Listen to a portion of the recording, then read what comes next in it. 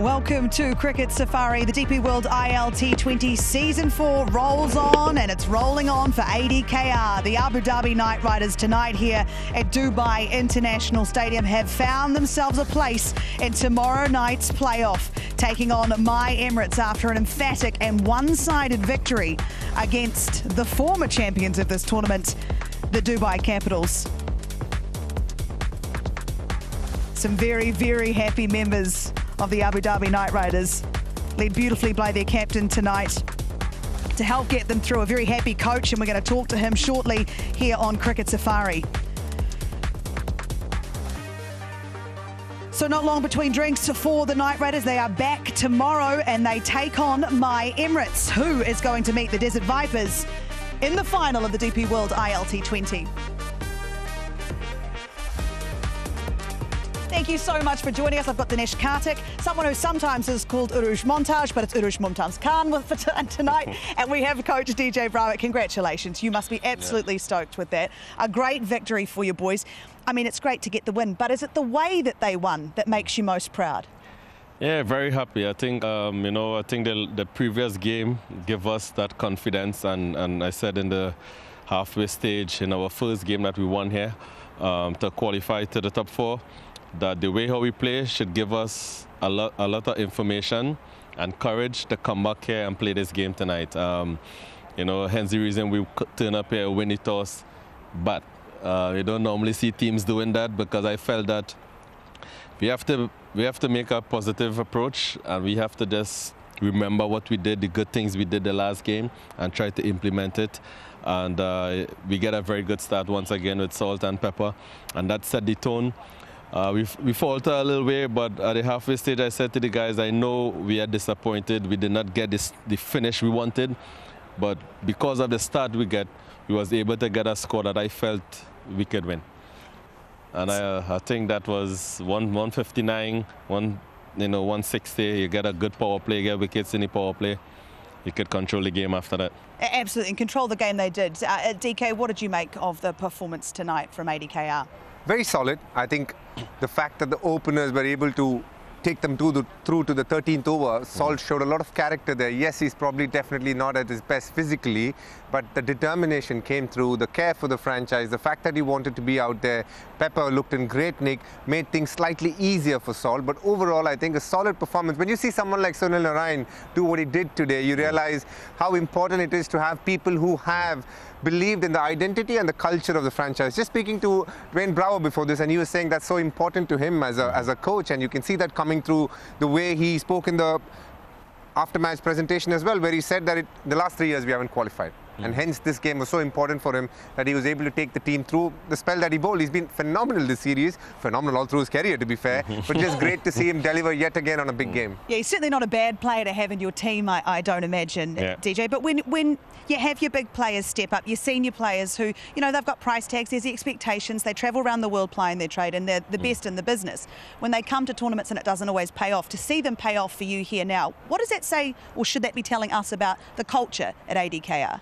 Yeah, as DK has mentioned, for me, I think that is very important. Once you have a happy environment, whether things going well or things going bad, you try to create the environment healthy.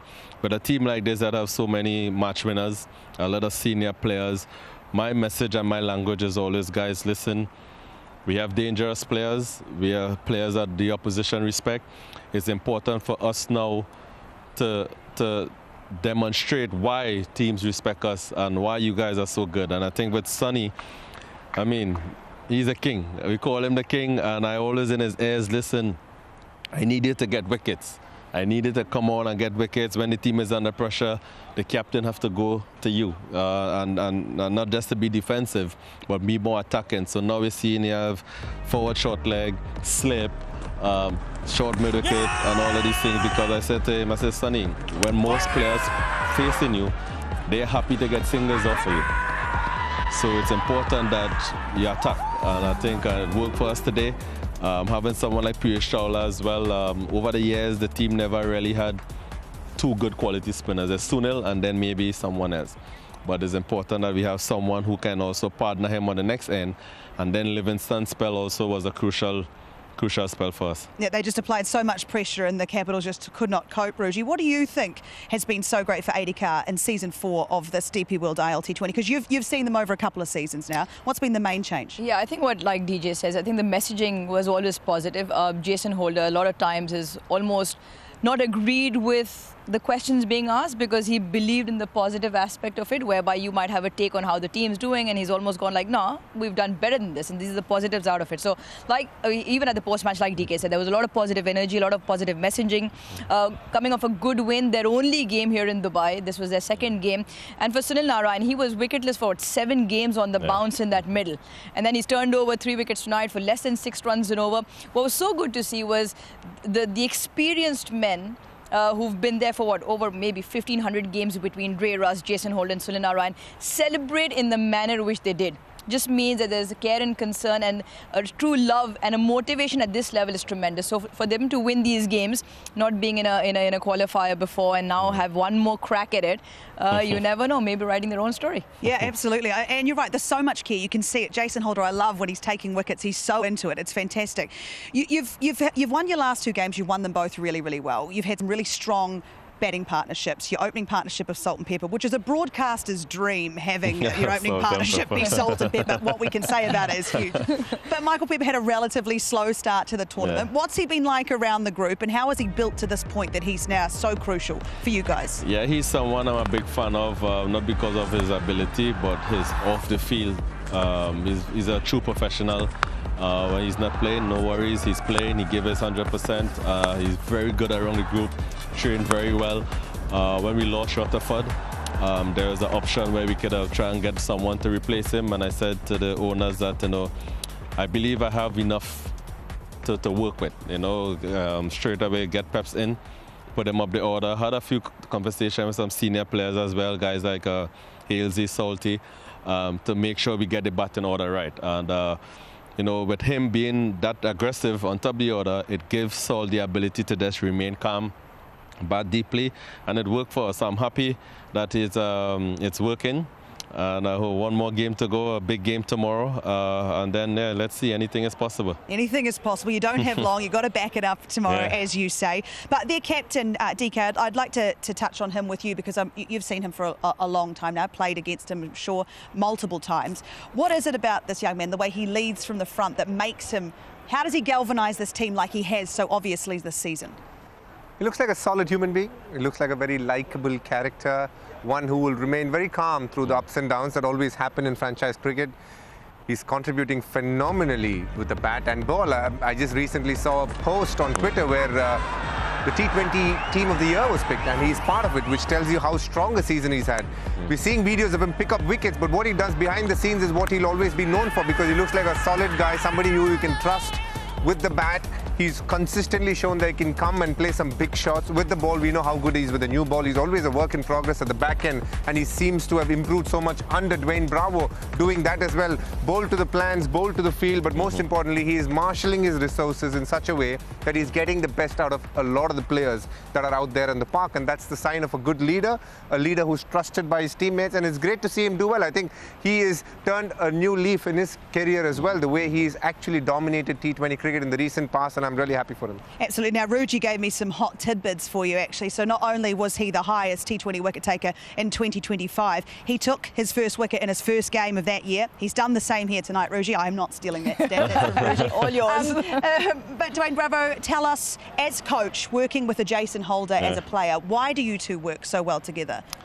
Obviously, we have that chemistry from back in the West Indies, and for me as a coach, I said to the owners, I need a captain who I can relate with and have that bond with. It's very important when you play in franchise cricket. The captain and coach basically share similar values, and it's just a cultural thing and a comfort, because I believe in a certain philosophy and template to win T20 games. And I just felt that having someone like Jason will be able to go out there and outroll that. And as DK said, he's a good human being, very chill, very individual, and so am I. I'm very chill. I don't get flustered. You know, not big on meetings. I sing songs for the team just to lighten up the dressing room because... What do you sing? Come on, one for us. Give us a little one. You got this upon yourself. Come on. I just be creative and my music side of me come in and just to lighten up the environment because again, in a tournament, high pressure tournament, players not performing at their best, they can feel tense. And for me, my job is not to apply more pressure, it's to just create an environment that the guys relax, happy and comfortable. Obviously, you know so well what you like in an environment, having been such a great player yourself. But when you have to talk to your troops, like we saw tonight, you spent some time with Liam Livingston before he came out to bat. What do you say to them in those moments? Yeah, so I watch the game, I watch the tempo of the game. I'll try to analyze the bowling options and know who is the best player to go in at a particular time.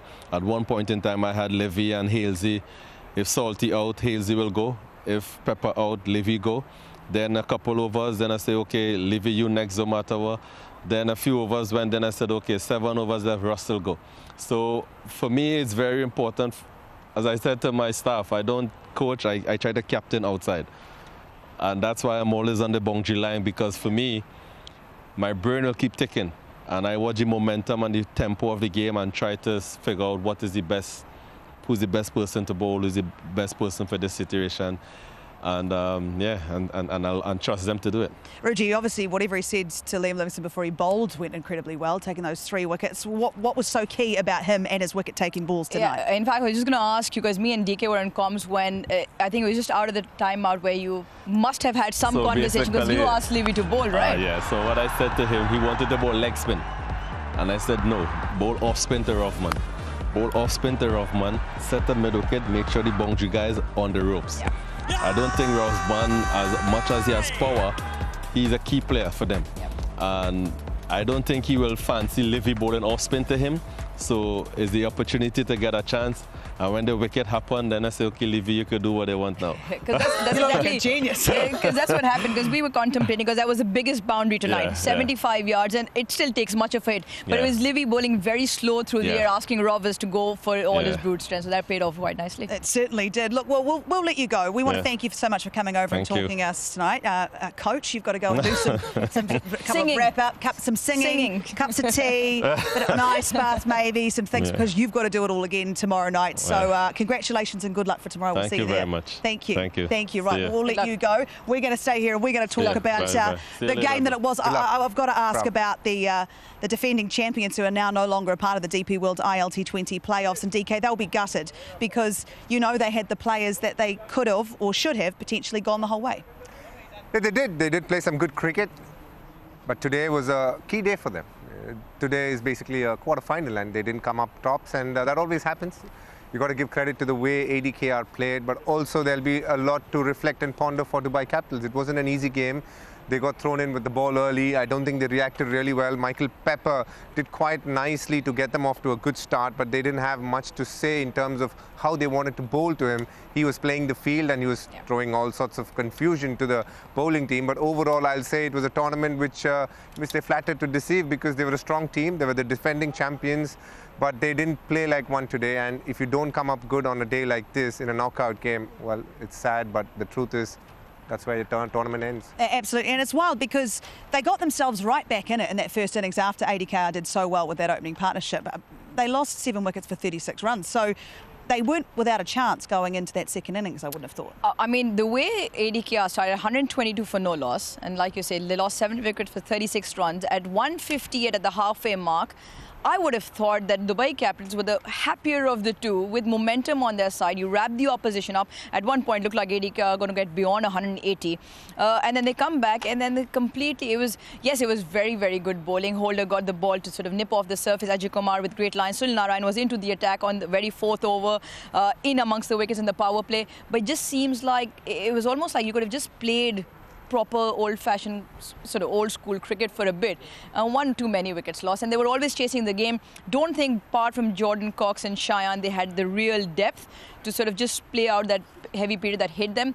and it was all too late. I mean, 108 all out. That's a heavy loss, and 2 losses on the row in 2 important games. 2 very important games, and we say goodbye to the Dubai Capitals, but the ADKR train, it keeps on rolling into tomorrow night. Now, if you've been entering our contests, here come the winners. I've got our mega contest winner, which is Pratiksha Yadav. Congratulations to you. And it's time to announce the winner of the Visi Smart TV presents Jawal Dikau in Ampao contest from the previous match. So a huge congratulations to all of our winners here. You can see on the screen for showing amazing Jawal and winning exciting rewards from Visi Smart TV, a smart TV that has it all. The youth entertainment brand. Do not miss your chance in the next match, because with Visi Smart TV, Jawal Dikau in Ampao. Okay, we're going to take a short break here from Dubai Stadium, and when we come back, we'll have a look at tomorrow's big matchup in the DP World ILT20.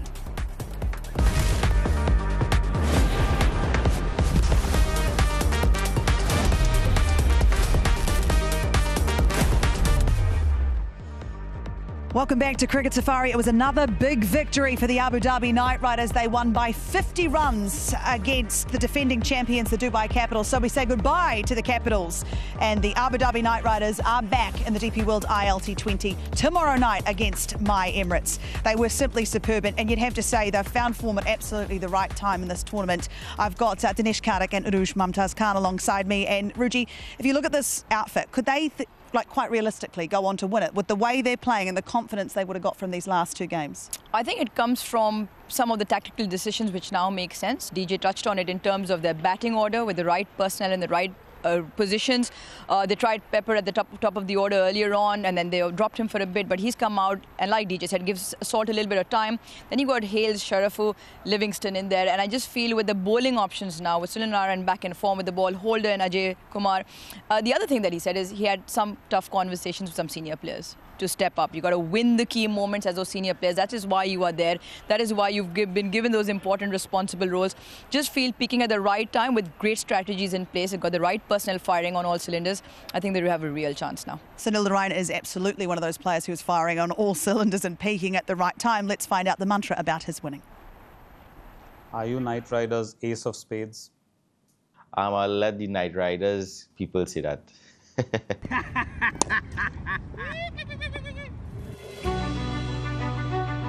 When you play cricket, you want to win. So I think once you want to win, you have that hunger, that energy, that you really want to go there and perform. It might be so much on the cricket field based on expression, but inside it's always trying to win a cricket game.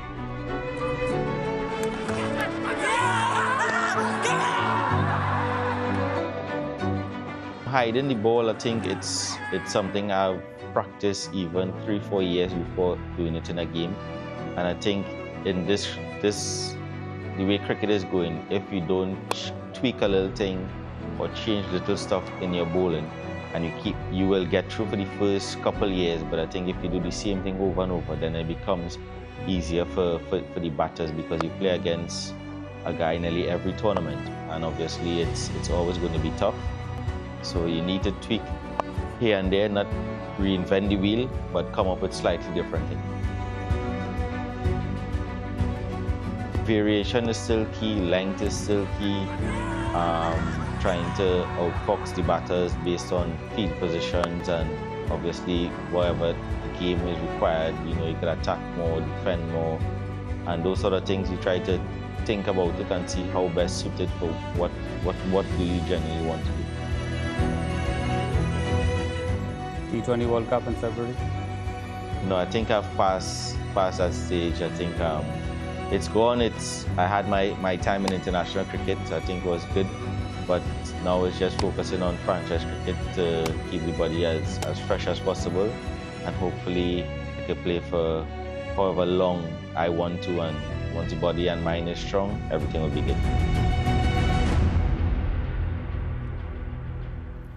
He's a wonderful character of the game, and he's had so much success in so many different tournaments, and it's great to see him hitting his straps at the right time here in Season 4. DK, you would have played with him. Tell us about him, because he does seem an incredibly relaxed human being. What's he really like in the changing room and on the cricket field? The good thing about Sunny is what you see is what you get. And to be fair, he's not someone who wears his emotion on his sleeve, as they say. Very calm. irrespective of whether he gets hit, whether he's bowling brilliantly, you see him in the dugout or the dressing room, he's always the same.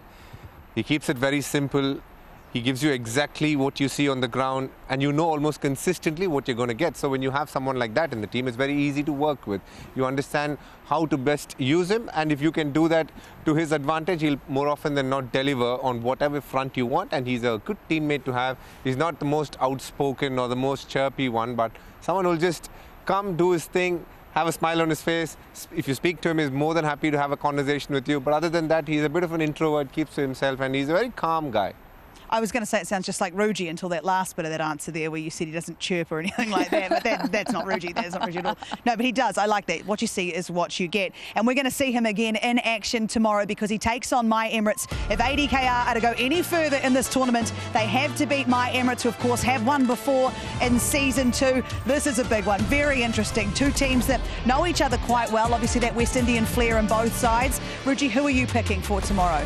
Oh, that's a tough one. And why? Oh, good one. I just feel with the way ADKR have gone, I'm still going to go My Emirates. I just feel the spin options with Allah Ghazanfar, new ball with Fazlak Farooqi, Karan Pollard, match for match in terms of captains, but I think maybe just a little bit ahead My Emirates. Okay. And for you, DK, who are you picking? Just because Uru just picked MI Emirates, I'm going to go for ADKR. Look, they've had a couple of good games, and Sharjah is a ground which was not the easiest to bat on.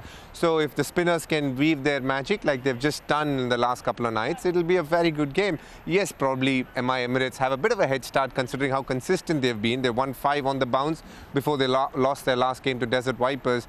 But I would like to think that ADKR also have the goods to come up on a big day. It's a bit of a tussle in the sense that it's a Pollard versus Bravo contest. You see them on social media; they keep going at each other, saying, "I've won so many." So another one for the bragging rights are up for tomorrow. Absolutely, and should we be worried that they don't have long to get to the game tomorrow? Are they starting the car now? No, I think this is a good thing. When you got momentum on your side, you just want to go for it. All right, they're going to go for it. We know both teams are because it's the final and anything can happen. If you lose, you go home. If you win, you take on the Vipers in the final. Thank you so much for joining us. Happy New Year, and we'll see you tomorrow.